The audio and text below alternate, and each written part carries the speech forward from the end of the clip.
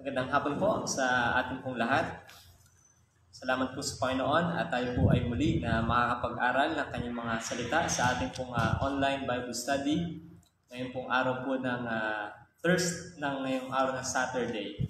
So purihin po ang Panginoon for the opportunity again na tayo po ay mabuhay pa at may pagkakataong mapag-aralan po ang kanyang mga banal na salita. So, ngayon pong hapon, samahan niyo po ako sa ating pong pag-uusapan about the person again of our Lord Jesus Christ sapagkat muli, lagi natin pong ine-emphasize na ang pinakamahalagang persona na ating makikilala ay walang iba po kundi ang Panginoong Jesucristo po mismo. So, tayo muna po ay manalangin bago po tayo mag-aral ng kanyang mga salita. Panginoon, magandang hapon po. Salamat po sa inyo sa pagkakataon muli na makakapag-aral kami ng iyong salita. Aming dalangin na kayo po ang gagabay sa amin, banal na Espiritu. Sa oras na ito, patuloy po namin pinapahayag ang aming mga kamalian sa inyo at kumikilala nito. At kumikilala rin po ng iyong paglilinis, Panginoon. Dalangin namin na kami yung sasamahan ang aming mga kapatiran at mga kaibigan na makakapanood po nito. Kayo po magpapala sa kanila, Panginoon. Muli po, sa iyo papuri. Ito'y aming dalangin sa ngalan po ng Panginoong Jesus. Amen. So muli po isang magandang hapon sa inyo pong lahat. I hope na bawat isa po ay nakapagtanghalian na. Okay? And ngayon pong hapon pong ito, ang naka-assign po sa akin na topic is about kay Jesus Christ sapagkat ito po yung ating series about Him. And ang ating pag-uusapan po ngayong hapon na ito is Jesus the Christ. Jesus the Christ o Jesus Christ. Sa Matthew chapter 1 verse 16 ang ating pong text. Ang sabi dito, and Jacob the father of Joseph, the husband of Mary, of whom Jesus was born, who is called Christ. So binanggit po sa Matthew, ang ginamit pong talata natin dito, bagaman tayo po maraming talatang pupuntahan mamaya, ay ito po ay binaybay ang genealogy o yung salit-saling lahi. Napaka-importante po kasi sa mga Jewish ng salit-saling lahi para po sa claim nila sa inheritance, doon sa tatawag na mana, sino ba talaga yung tagapagmana. So importante po sa kanilang genealogy para sa inheritance. And doon din sa tinatawag natin yung pagluklok sa position. So, very important po. Kaya kayo po ay may mababasa sa mga salit-saling lahi sa Bible. Yung po ay hindi nagkataon na binanggit, kundi yung po ay binabanggit dahil may layunin. To trace back the history or the ancestry of a family, alin yung kanyang property, and then alin yung kanyang position sa lipunan. So, we come to the Lord Jesus Christ po. Binanggit po dito yung genealogy ng Panginoon as human, sabi ng verse 1 ng Matthew 1, the book of the genealogy of Jesus Christ, the son of David, the son of Abraham. So binanggit po agad yung dalawang kilalang Old Testament personality sa genealogy ng Panginoon. Sabi, the son of David, tumutukoy po sa kanyang pagiging hari. Okay? And the son of Abraham, tumutukoy sa kanyang pagiging promised seed of blessing sa mga bansa. So ngayon pong hapon, ating pag-uusapan po yung Jesus the Christ. Hindi po apelyido ang Christ na para bagang Jesus Christ, na apelyido niya ang Jesus, ni Jesus ay Christ, parang Henry Abaha o Fred de los Reyes. Hindi po yun ganon, kundi ang idea ng Jesus Christ, Christ is a title. So ating pag-uusapan, bakit binabanggit sa Bible na siya ang Kristo or the Christ? Atin muna pong aralin ang meaning ng word na Christ. The word Christ means anointed. Okay? Anointed. Ano ba yung anointed? Binuhusan ng langis.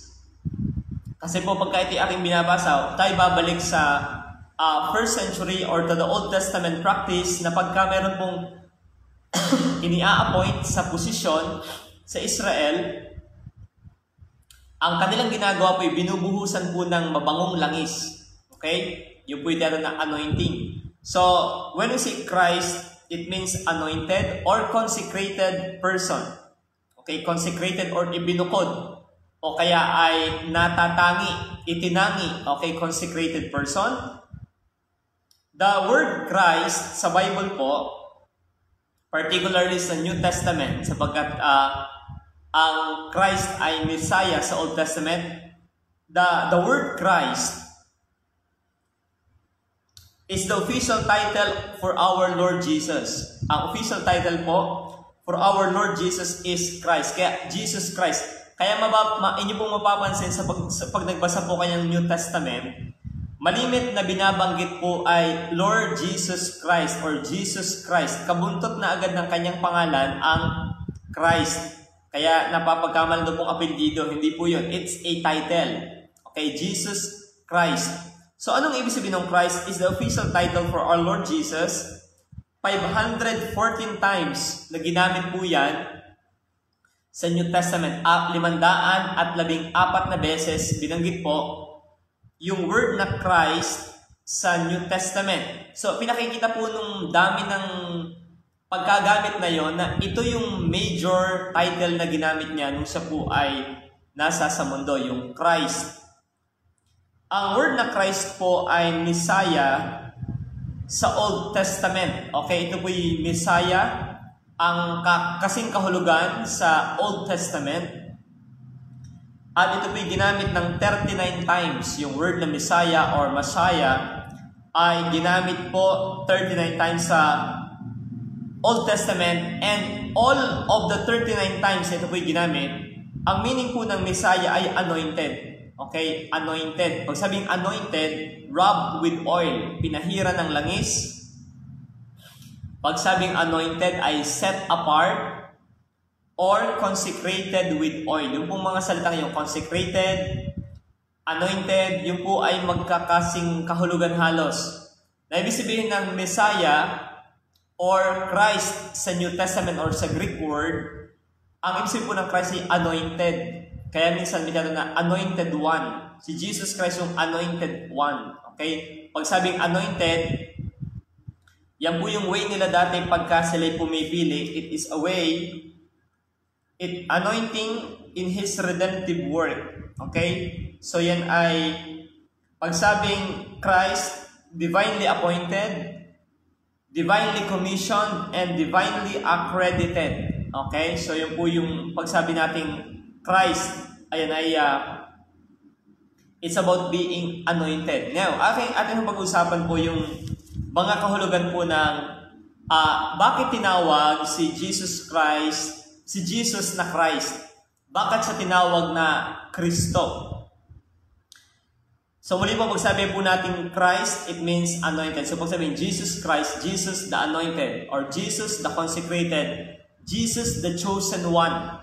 Okay? So, Jesus the Christ, number one, na ating pong mapapansin, una, Jesus as the Christ means it is an Old Testament fulfillment. It is an Old Testament fulfillment o yung pagtawag po kay Jesus na Christ.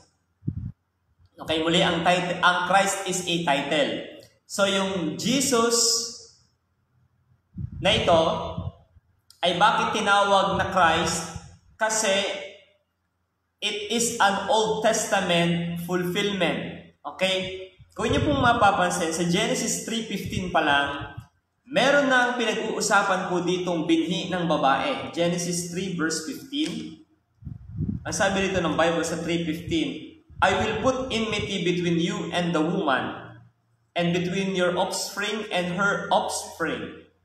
He shall bruise your heel, he shall bruise your head, and you shall bruise his heel.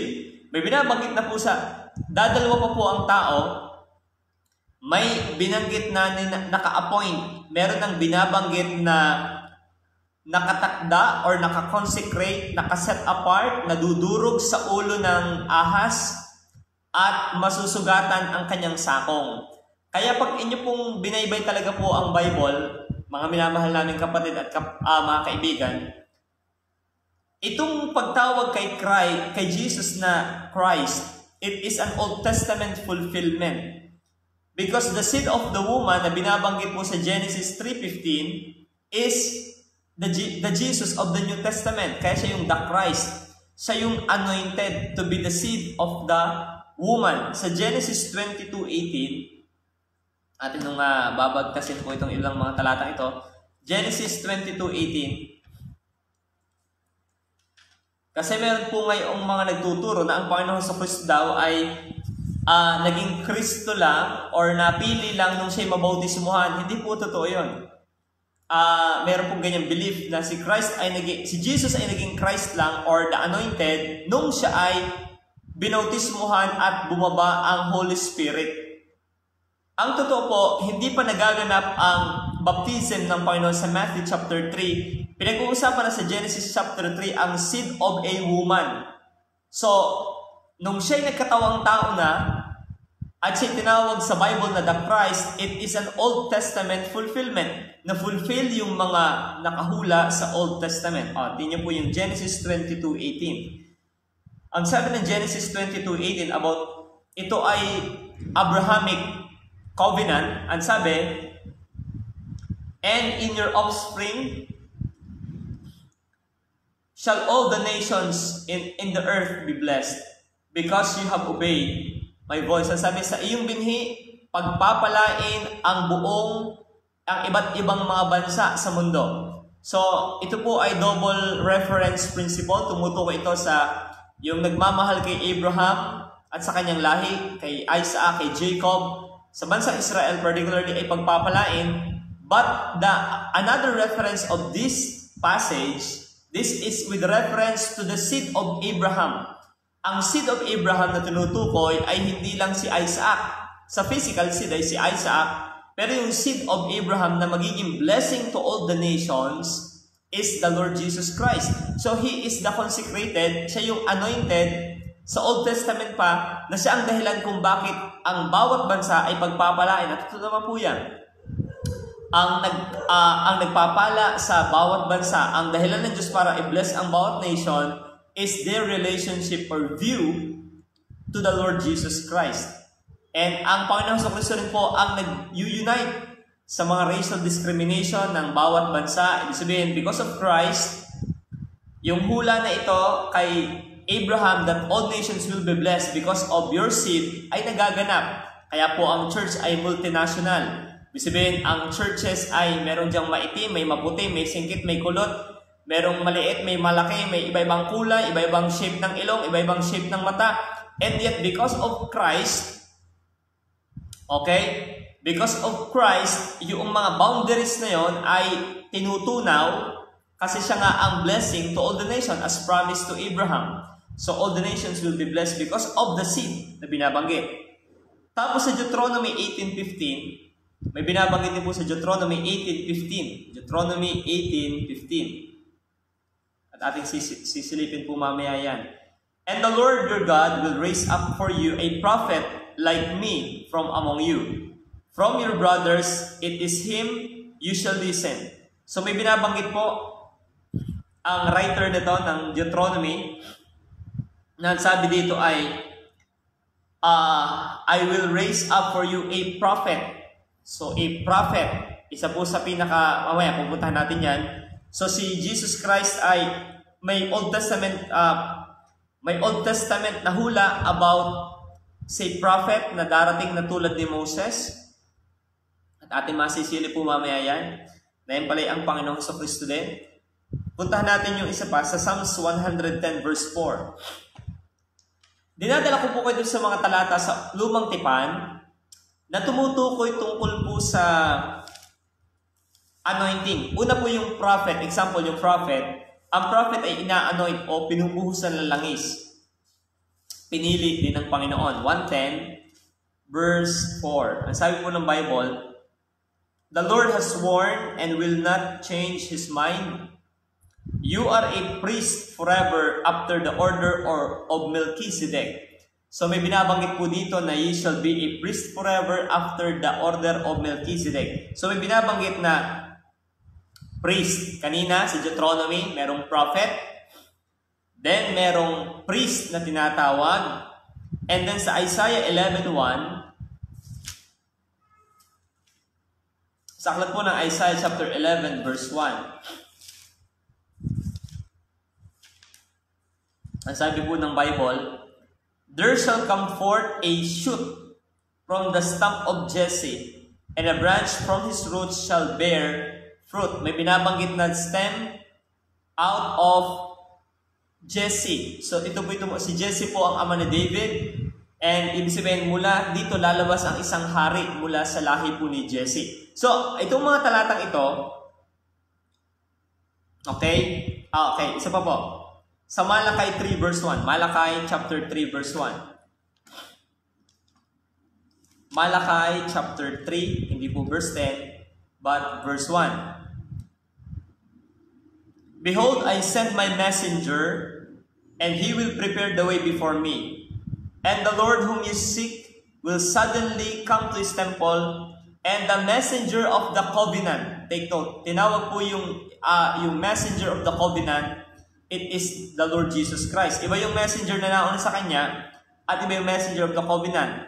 "And the messenger of the covenant in whom you delight, behold, he is coming, says the Lord of hosts." So, kaya natin nasabing ito si Jesus Christ, ituloy niyo yung talata, "But who can endure the day of his coming? And who can stand when he appears?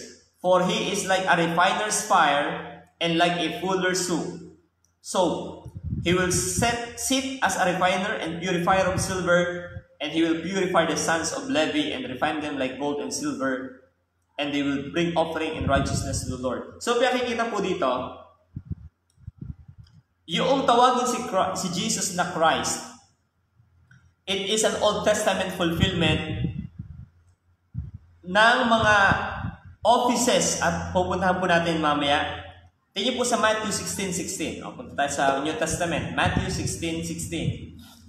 Ito po yung tanong ng Panginoon sa mga apostol, "Who do you think the Son of Man is?" Matthew 16. Verse 16. Nagtanong po ang Panginoon "Who do people say that the Son of Man is?" And they said, "Some, John the Baptist, etc., etc." Pagdating sa verse 16, Simon Peter replied. Ang sabi ni Simon Peter, nung tinanong ni Jesus Christ ang mga alagad, ano ang tingin niyo sa akin? Anong pagkakilala niyo sa akin? Ang sabi ni Peter, "You are the Christ, the Son of the living God." Okay, you are the Christ. So yung mga Old Testament passages, mga minamahal, na tumutukoy tungkol sa prophet, sa priest, sa king, na paparating, and the Savior, ay lahat natupad sa person of the Lord Jesus. Kaya siya ang tinawag na the Christ. Siya yung anointed, siya yung pinili.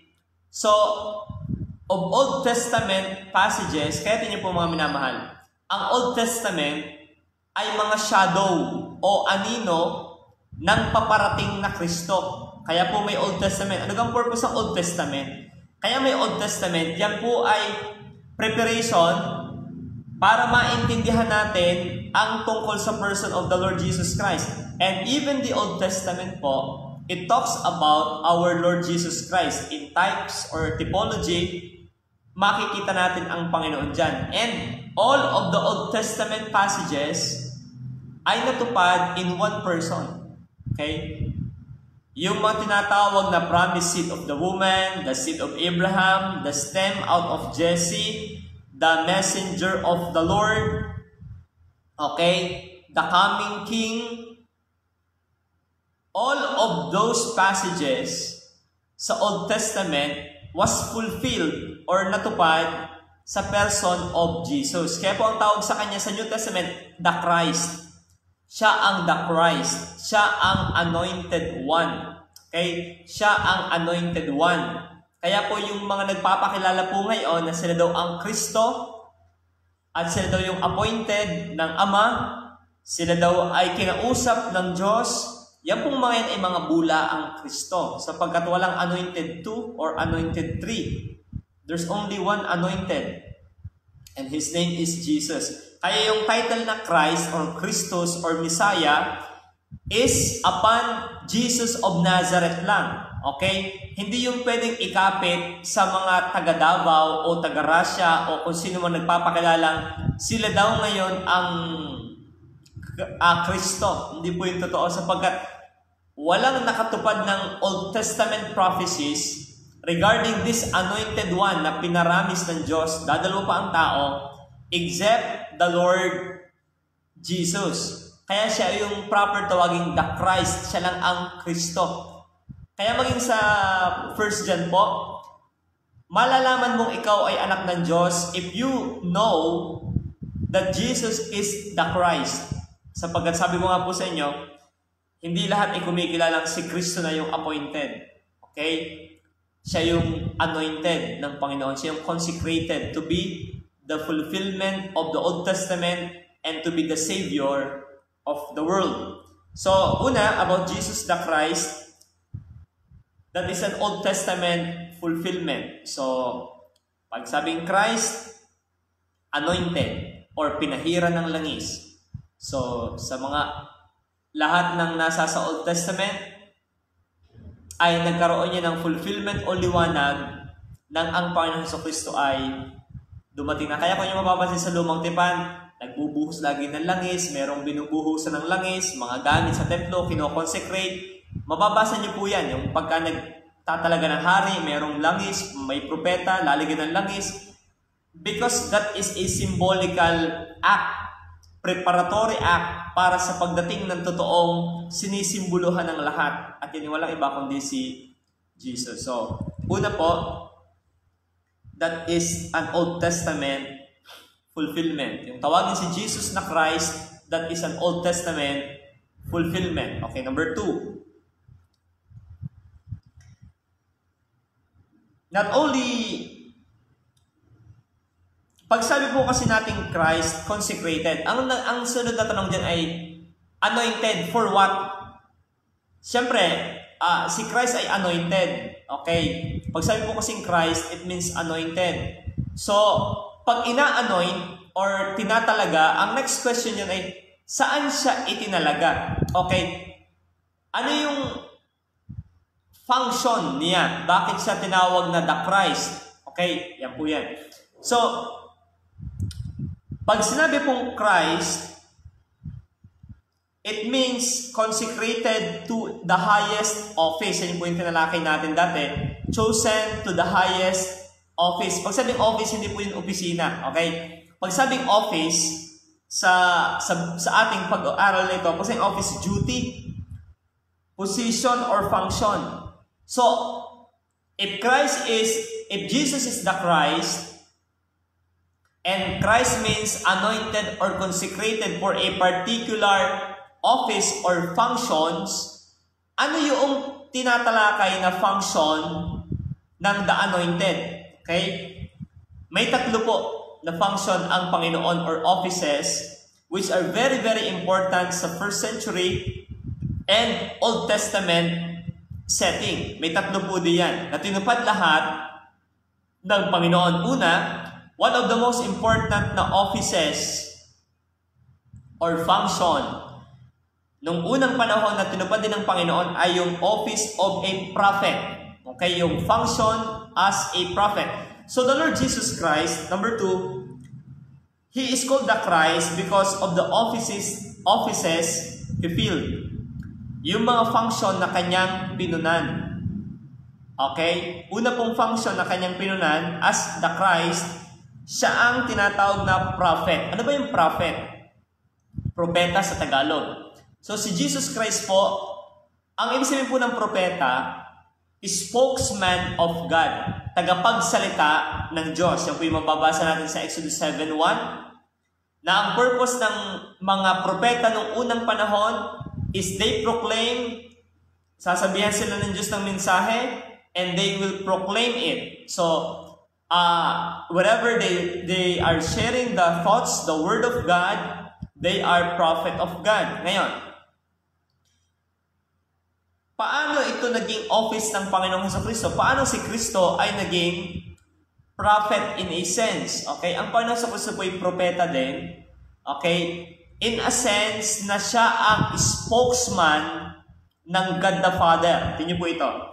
Hebreo chapter 1. Okay, Hebreo 1. Kasi lahat po ng mga propeta ng Old Testament may mga kapalpakan or failure. Okay, si Jeremiah nagustong mamatay, si Isaiah ay madumi ang kanyang bibig, ang mga prophets ay may mga kahinaan. Kaya lahat ng mga propetang ito na tagapagsalita ng Diyos ay anino lang sila. Bagaman sila ay anointed to speak on God's behalf, pero ang mga ito ay anino lang ng tunay na tagapagsalita ng Diyos na darating. At ang tagapagsalitang ito ng Diyos is the Christ. Kaya si Jesus ang tunay na propeta. Bakit? Siya yung nag-speak ng Word of God because He Himself is the Word of God. Tingnan po ito. Hebreo 1. Inyo pong buksan kung kayo po may mga Bible. Long ago, at many times and in many ways, God spoke. Okay, God spoke. Ang Diyos ay nagsasalita to our fathers by the prophets. So, noong unang panahon at sa maraming paraan, ang Diyos ay nagsasalita sa ating mga magulang sa pamamagitan ng mga propeta. But, in these last days, okay, He has spoken to us by His Son, whom He appointed the heir of all things, through whom also He created the world. Ang Diyos ay nagsalita noong unang panahon sa iba-ibang paraan sa ating mga magulang sa pamamagitan ng mga propeta. But in these last days, He has spoken to us by whom? By His Son. So, yung role na pagiging prophet, ang perfect na nakagampan ng pagiging speaker of God ay walang iba kundi si Jesus Christ. Bakit po? Pagdating sa John 1:1, in the beginning was the Word, and the Word was with God, and the Word was God. Okay, bakit siya ang perfect na conveyor of God's Word? Because He Himself is the Word of God. Okay, siya mismo ang salita ng Diyos. Lahat ng thoughts ng Diyos, lahat ng saloobin ng Diyos ay siya din yun. Kasi hindi sila pwede maghiwalay. Kaya sabi dito, in the beginning was the Word, and the Word was with God, and the Word was God. John 1:14, and the Word became flesh and dwelt among us. So, bakit si Jesus ang the Christ? He fulfilled the Old Testament, and He filled. Siya ang pumuno sa isa sa mahahalagang offices ng Old Testament, na yung pagiging propeta. Okay? Siya po yung the greatest prophet kung tutuusin. But He is more than a prophet. Kasi ang mga propeta, nagsasalita sila ng tungkol sa Diyos. Si Kristo, as a prophet, ang nagsalita mismo ay ang Diyos. Okay? Yung iba, they are teaching about God. Nang si Christ na nagsalita, He is teaching about Himself kasi siya na mismo yung pinag-uusapan ng mga propeta ng lumang tipan. Okay? Kaya po lahat ng mga propeta ng lumang tipan, they are looking forward to the coming of the Messiah. And that Messiah or the Christ is none other than Jesus Christ. Kaya yung title po na prophet, office, ay kay Kristo yun talaga.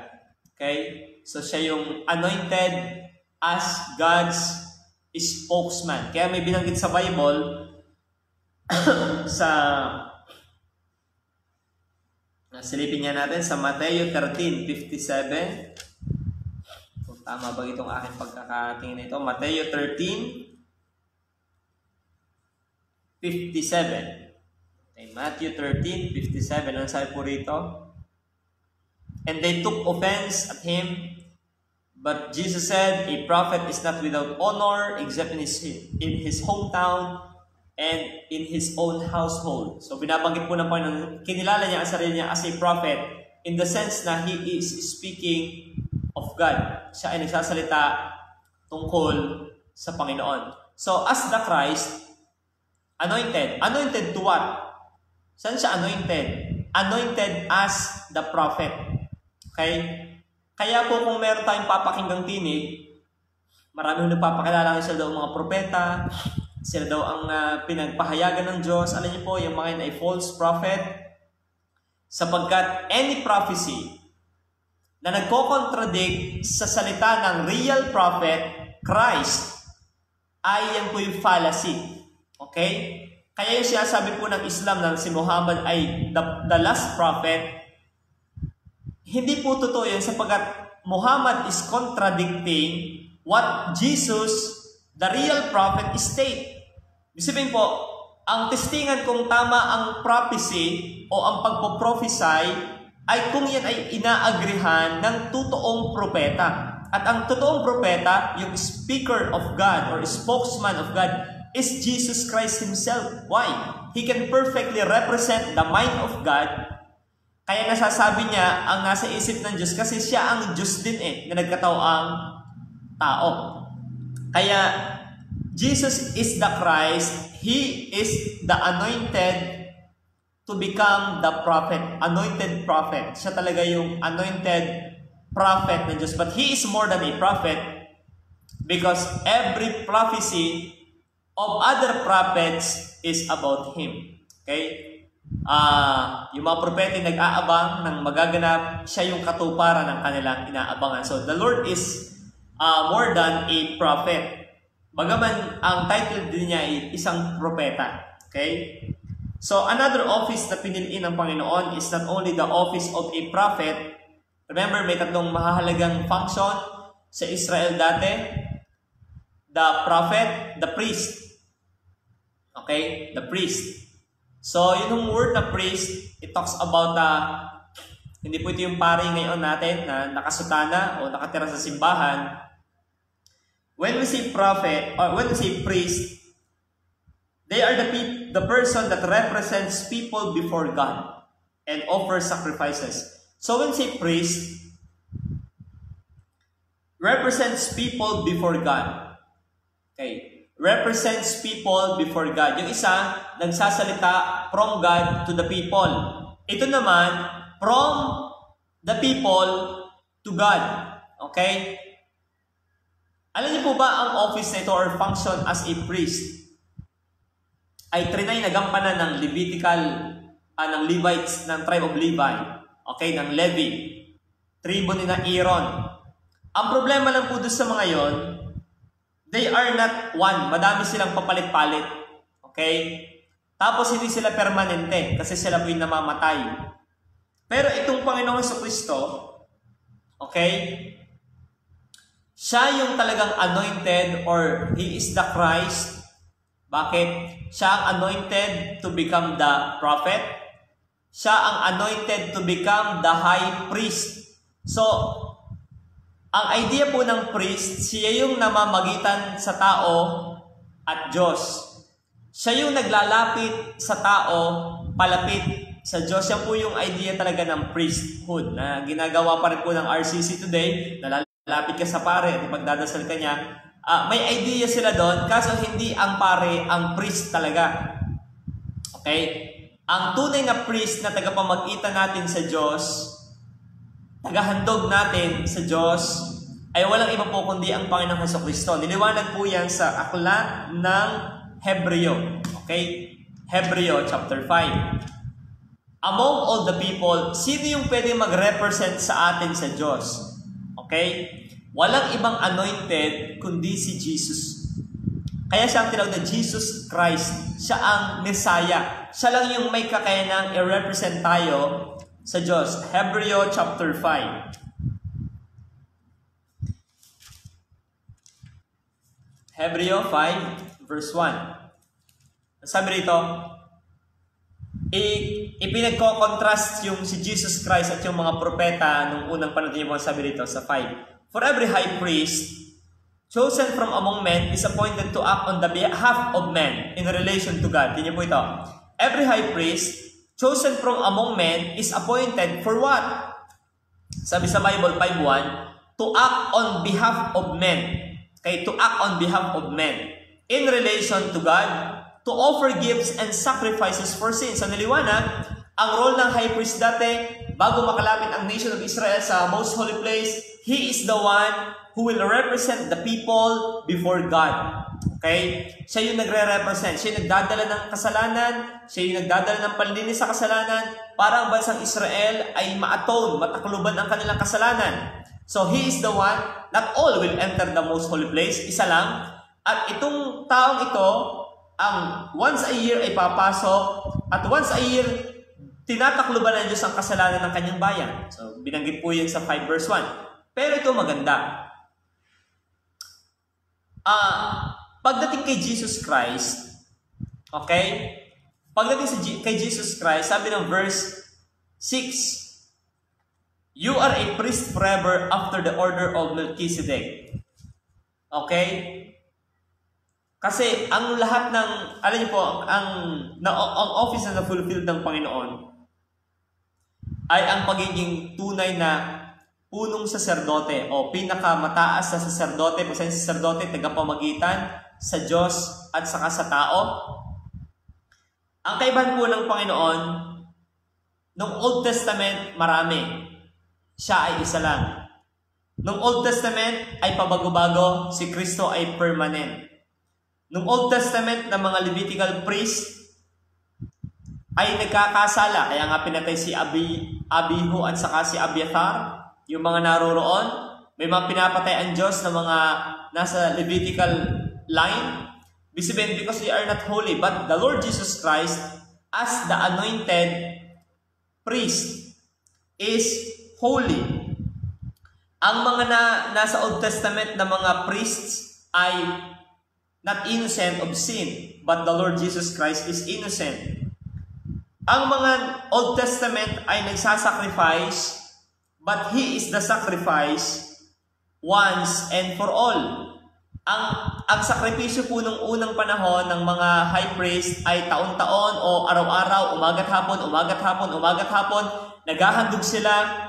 Pero pagdating kay Kristo, once and for all ang kanyang sacrifice. Ang bisa ng kanyang paghahandog ay magpakailanman. Very important po yan. At ang kanyang inihandog ay nung lumang tipan, ang nihahandog po yung mga tupa, mga baka, mga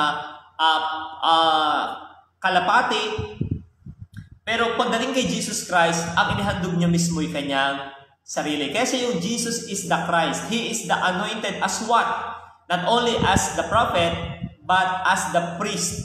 Kaya ito niyo po mga minamahal, anong implication nito? Ang implication nito yung ganito, yung dulot nito. Kung si Kristo lang yung pwedeng maglapit sa atin sa Diyos, hindi ka pwede. Kasi hindi ikaw ang Christ. Okay, pag sabi kasing Christ, the anointed or the consecrated, siya yung nakatalaga, siya yung nakalaan, siya lang yung daan. Therefore, pag po ang tao ay nag-a-assume or nag-iisip na siya tatanggapin ng Diyos dahil niya, yung kanyang sariling performance, it is a very sad reality na hindi ka tatanggapin po ng Diyos. Opo, totoo po yan. Bakit? Hindi naman ikaw ang the Christ. Hindi ikaw ang anointed one. Anointed as what? As the prophet and as the priest or yung tagapamagitan sa taong makasalanan at sa banal na Diyos. Si Kristo lang po yung perfect na priest or tagapamagitan na pwede mag-represent sa atin sa Diyos. Why? He is God and also man. Nararamdaman niya ang nararamdaman ng Diyos at naramdaman din niya ang naramdaman ng tao. Bakit siya po yung nagkatao ang tao? Kaya po, ang implication is this. You cannot be the representative before God. Hindi mo pwedeng i-araw ang sarili mo sa Diyos para tanggapin.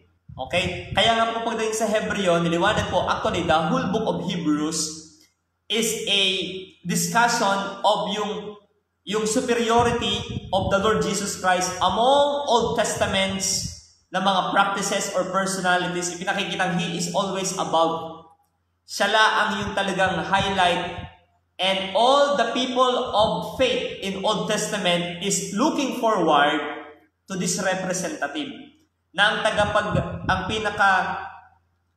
pinaka-representative natin before God para tayo tanggapin ng Diyos is none other than the Lord Jesus, because He is the Christ. Siya po yung anointed. Siya yung pinahira ng langis. Kaya huwag mong ipipilit yung iyong good works. Huwag mong ipipilit yung iyong churches na kinabibilangan. Huwag mong ipipilit yung iyong mga performance sapagkat hindi yan ang anointed. Okay? They are not the anointed. It is Jesus Christ. Kaya sabi ng 2 Timothy chapter 2 verse 5, for there is one God. Okay, basahin natin yung Bible. 2 Timothy 2 verse 5. Ang sabi po ng salita ng Diyos dito ay ganito. 1 Timothy yata yun. 1 Timothy chapter 2 verse 5. For there is one God, and there is one mediator between God and man, the man Christ Jesus, who gave himself as a ransom for all, which is the testimony given at the proper time. So sabi, for there is one mediator. So para po, anong ibig sabihin mediator? Inyong maglalapit o mag-aayos. Kaya po, tayo namang mga mananampalataya, sabi, therefore being justified by faith, we have peace with God through our Lord Jesus Christ. So tayo ay may kalayaan na, we can come boldly to the throne of grace and to receive grace, okay, and mercy in time of our need because of this Jesus, na siya yung Christ. So we have the access nga now sa trono ng biyaya dahil ng Panginoong Jesus, hindi ng ating sarili, hindi ng ating performance, kundi because of the anointed one, because of this Christ that was anointed to be the prophet. So listen to him. He is the priest, so siya yung ating representative para tayo maging katanggap-tanggap sa Diyos. Okay? Kaya that is the office that he fulfilled, that he filled. And another office na importante ay prophet, priest, and as Christ, he was the anointed king. Tandaan niyo po, nung Old Testament po, basta may pinipili sa mga offices na ito, most of the time, ay laging may langis na binubuhusan ng ulo. And kung familiar po kayo sa kwento ng Old Testament nang si David ay napili ng Panginoon after his own heart, binuhusan siya ni Samuel ng napakabangong langis, okay, sa kanyang ulo. And that is a symbol of anointing or appointing, na siya ang darating ang panahon na ikaw ang magiging hari ng Israel. So when we say king, the offices filled by Jesus the Christ is being king. Siya yung hari. At yung po tumutukoy, kaya kung nyo pabasan yung Matthew na ating kinuha na kanina, Matthew chapter 1, nang binanggit po ang genealogy ng Panginoon, ang unang binanggit na kanyang pinagdudugsungan is about His King, yung kanyang pagiging maharlikang lahi. Mateo 1. Inyo pong inotice ito. The book of the genealogy of Jesus Christ. Okay, anong sunod na banggit na tao? The son of David. Who is David? He is the most popular king of Israel. Remember, king. So, lahat ng king ng Israel ay failure. May mga failure sila. But this King Jesus, siya yung anointed to be the real king. Lahat ng mga king ay may kapalpakan. This king alone is walang kamali-mali. Okay, walang kamali-mali siya. Kaya pagdating po dito, pag sabi kasing king invested with authority. So may iba-ibang klase ng king. Merong absolute monarchy, na siya ang may hawak ng lahat ng batas, tulad ni Nebuchadnezzar. O meron din namang yung monarchy na controlled, kasi merong kang batas na sinusunod. Ang Panginoon sa Kristo, siya ay absolute monarch. Kung sa'yo absolute monarch, siya ang batas. Hindi siya nangingilalim sa batas. Siya ang nangangibabaw sa batas. That is the Lord Jesus Christ. Kaya ang binanggit dito, the Son of David. Okay? At pagdating sa 16, called Christ. So pinakikita po dito yung Christ means anointed. Anointed as what? In what office? Si Kristo ang anointed to be the King. Kaya po itong mundo natin ito, kung inyo pong papasahin ang mundo natin, walang magaling na leader sa mundo natin. Okay? Walang magaling talagang leader sa mundo po natin. Ibig sabihin, yung mga hinahangaan nating hari or magaling na leaders of this world are just a shadow Sila yung mga anino lang. Sila yung mga tilamsik lang ng totoong magaling na maghahari sa mundong ito. At sino po siya? Yan po walang iba kundi ang Panginoong Hesukristo. Kaya pag inyo pong binasa sa 1 Timothy 6:15, 1 Timothy 6:15. Okay, 1 Timothy 6:15. Dati kasi ang alam ko nga sa Jesus Christ, yung Christ apelyido. Yung pala ay titulong malawak ang laman. So it's anointing. Anointed as the prophet, Christ is anointed as the priest, and Christ is anointed as the king. 1 Timothy 6 verse 15. Nasabi po ng Bible ay ganito. Which He, talking about the Lord Jesus, which He will display at the proper time.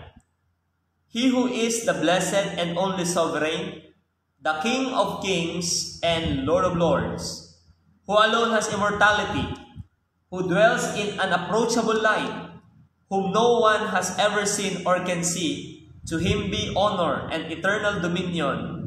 Amen. So may binabanggit po dito na darating ang panahon when the Lord Jesus return, ang sabi dito ng Biblia, He will be known as the King of kings and the Lord of lords. Ito hindi pa po nagaganap ngayon. Marami sa mundo pa naghahari-harian because it is still the time of the Gentiles. And ang huling hintil na mamamahala sa buong mundo will be the Antichrist. Okay?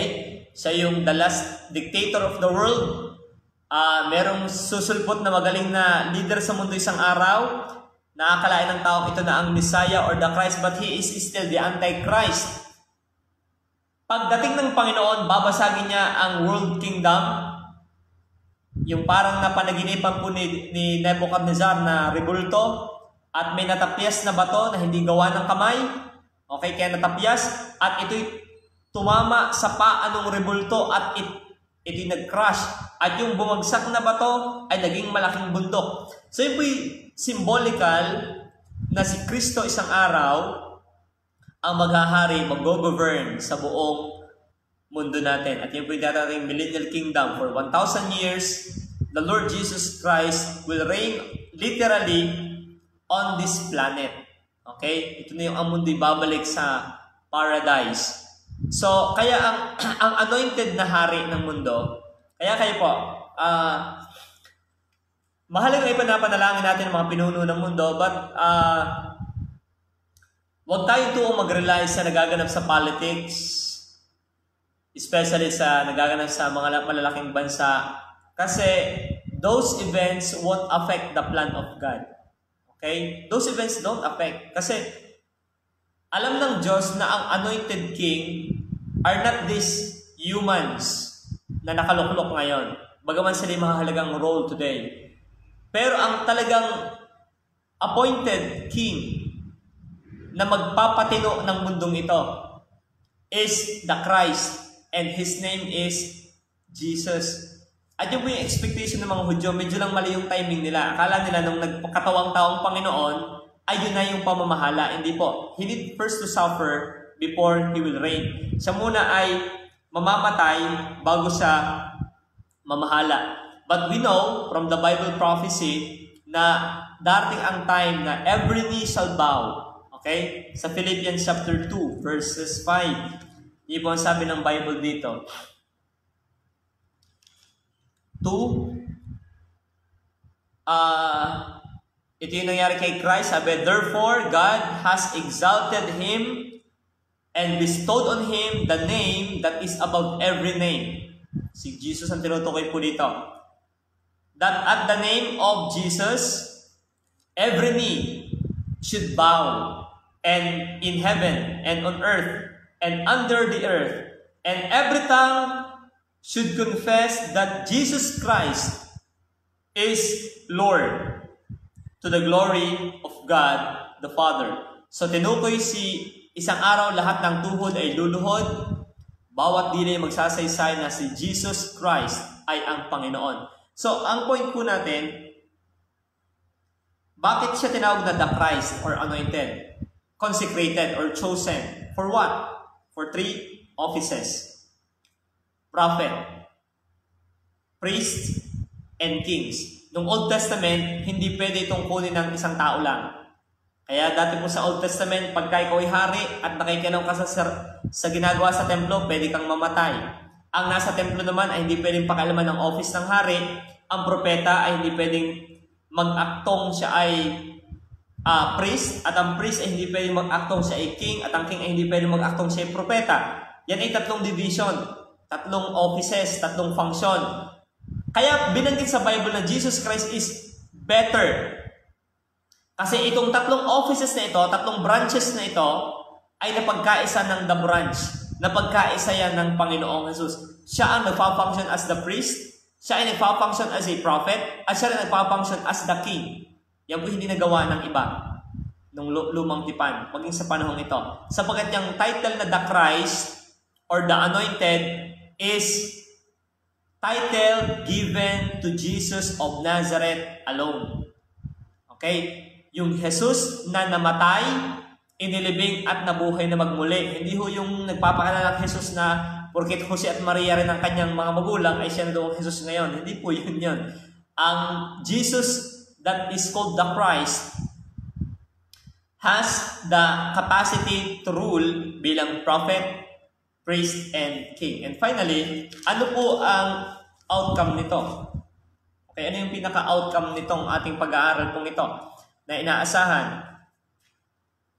So, ang outcome, kung si Jesus Christ ang anointed, if Jesus is the spokesman of God, therefore, listen to Him. Yan po yan.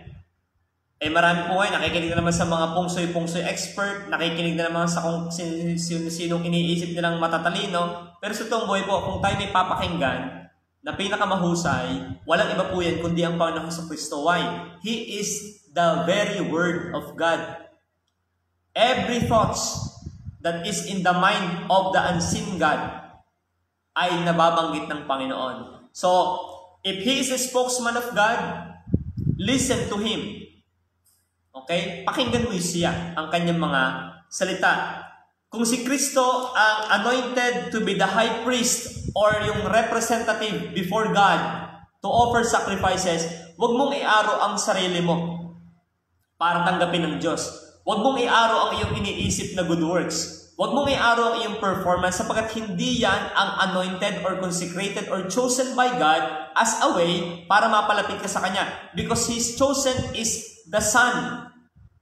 And His name is Jesus. Therefore po, sabi ng iba, masyado daw tayo exclusive. Eh paano daw yung mga Muslim, mga Buddhist, ito po yung ating masasabi sa kanila. If they will not repent and return to Jesus Christ as the only path to God, they will end up in hell. That is a harsh word, but that is real. Yan po yun, kasi may paratang po sa atin na ba't hindi pangalan sa mga Muslim, sa mga Buddhist. Well, we are saying this na apart from Jesus Christ, liban po sa Kanya, all paths are wrong. Because He is the only way to God. At pinatunayan niya nang siya'y nabuhay na magmuli sa mga patay. Na yung kanyang lahat ng sinasabi, totoo, hindi siya nagyayabang. Bakit? Nabuhay siyang muli eh. Yung iba pwede magsabing sarili totoo, nung namatay, patay pa rin hanggang ngayon. Even si Buddha, hindi niya sabing, I am the truth. At sabi niya, I am seeking for the truth. Okay? At sabi ni Christ, I am the truth. So, kaya, if Jesus is the high priest, siya yung tagapamagitan sa Diyos, be cleansed by Him. Siya lang ang pwedeng maglinis sa iyong mga kasalanan. Siya lang yung pwedeng maglapit sa iyo papunta sa banal na Diyos. Wala pong iba. And finally, if Jesus is the King, the anointed King, be subject to Him. Kung siya po ang, gaya ng sasabi ng Bible na siya ang anointed, pag sabing anointed, pinahiran, and He will be the King. Ang hamon sa atin, application, be subject to Him. Be submissive to Christ. Sapagkat ang pinakamahusay pong hari sa buhay at sa buhay na ito at sa buhay na darating at sa millennial kingdom and sa eternity, walang iba po kundi ang Panginoong Jesus. Kaya ngayon pong hapon pong ito, that is our lesson about the Lord Jesus. He is called the Christ. Again, when we say Christ, it means anointed. Pag sabing anointed, consecrated or chosen for a specific role. At tatlong specific role ang anointed siya. Na very, very vital sa Old Testament. He is anointed as the priest, anointed as the prophet, and anointed as the king. Yung offices na yan ay nakuha niyang lahat at bagay yan sa kanyang lahat. Kaya po, napaka-importante ng person ng Panginoon sa Kristo. He is the most important person. So Jesus is the Christ and no one else is the anointed of God. So yun po ang ating pag-aaral ngayon pong hapon pong ito. Tayo po ay manalangin. Salamat Panginoon sa iyo, sa iyong mga salita na amin pong napag-aralan, especially about the person of our Lord Jesus.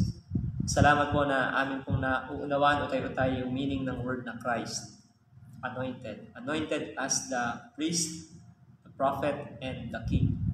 Yun po yung mga vital role na kanyang ginampanan nung siya nagkataoang tao. And until now, He is still our real prophet. He is still our priest before you, Panginoon. Pagpalain niyo po ang mga katotohanan ito and kayo po magpapala sa mga kapatid namin na kapakinig ng mapag-aaral. Salamat po ng marami sa inyo. Ito po yung aming dalangin sa ngalan ng Panginoon Jesus. Amen. Okay, magandang tanghali po ulit sa inyo pong lahat.